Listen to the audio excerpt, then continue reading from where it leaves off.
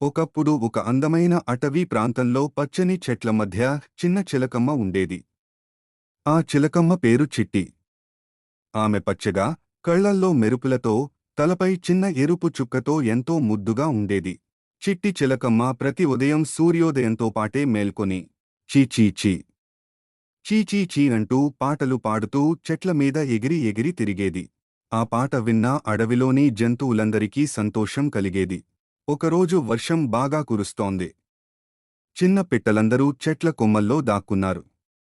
కాని ఒక చిన్న తాబేలు నీటిలో మునిగిపోతూ ఉండగా చిట్టి ఆ విషయం గమనించింది. ఆమె వెంటనే ఒక పెద్ద ఆకును తెచ్చి తాబేలు మీద వేసి వర్షం తగ్గేంతవరకు దాన్ని కాపాడింది.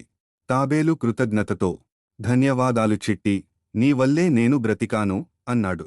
చిట్టి నవ్వుతూ సహాయం చేయడం మనందరి కర్తవ్యం కదా అంది. ఒకరోజు చిట్టి తినటానికి ఒక తోటలోకి వెళ్ళింది. అక్కడ పంటలు పండినాయి. ఆమె ఒక చిన్న మామిడి గుత్తి కొరికింది.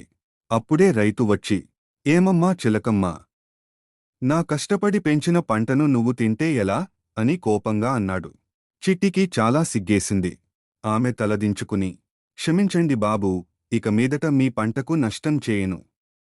చెట్లపై మాత్రమే తింటాను అంది.